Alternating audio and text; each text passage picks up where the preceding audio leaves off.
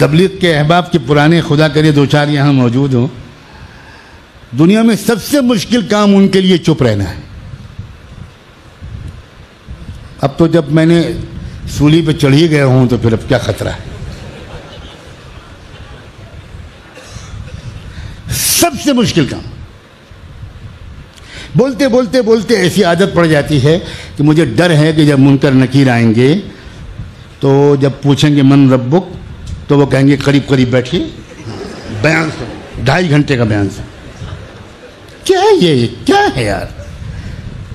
حضرت مولانا الیاس فرمایا کرتے تھے کہ اللہ نے پورے بدن کا سائز بنایا, اس میں اتنی چھوٹی سی زبان بنائی. اور وہ کہتے تھے اس دعوت کی محنت میں زبان کا کام اتنا ہی ہے جتنا بدن میں زبان کا سائز ہے. بالکل الٹ گیا معاملہ. سب سے زیادہ زبان ہی کا استعمال ہے, اور یہ جو کچھ فساد ہو رہا ہے یہ اسی وجہ سے ہو رہا ہے.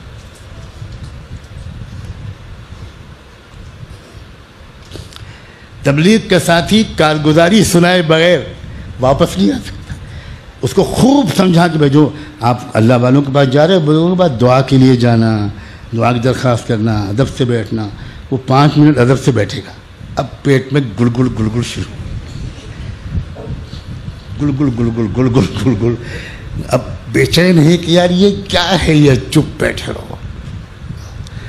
وہ حضرت ذرا دعا فرمائیے گا. جی انشاءاللہ حضرت ماشاء اللہ جماعتیں خوب کام کر رہی ہیں, ماشاء اللہ ہماری جماعت وہاں گئی. لو ہماری جماعت وہاں گئی تھی, اب شروع ہو گیا, اب شروع ہو گیا, اب بیان سنیں گے وہ حضرت. جی جی جی جی جی ماشاء اللہ ماشاء اللہ, جی اللہ قبول فرمائے. اب اللہ قبول فرمائے انہوں نے اس لیے کہا تھا کہ بھائی بس کرو بھائی.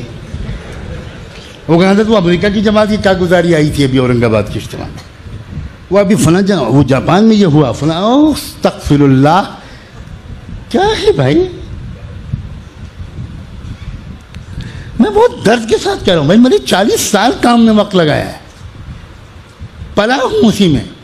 ہم نے کبھی نہیں دیکھا اس طرح بولتے ہو, کبھی نہیں دیکھا. خاموش بھائی. زبان کا زیادہ استعمال کرنا خیر کے لیے وہ مہلک ہے, تو پھر خیر کے علاوہ مباح موضوعات پر بولنا وہ تو یقیناً مہلک ہے. اور مباح سے آگے بڑھ کر حرام چیزوں میں داخل ہو جانا, اس کے بغیر وہ رہ ہی نہیں سکتا جس نے مباح چیزوں میں زبان کا زیادہ استعمال کیا ہو. امام غزالی نے لکھا ہے جو مباحات میں زیادہ بولے گا وہ محرمات میں بول کر رہے گا.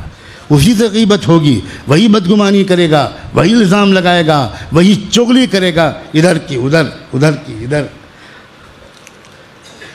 اس لیے چپ رہنا سیکھو, خاموش رہنا سیکھو, سوچنا سیکھو, غور کرنا, تدبر کرنا, بہت دیر سوچنا کسی موضوع پر.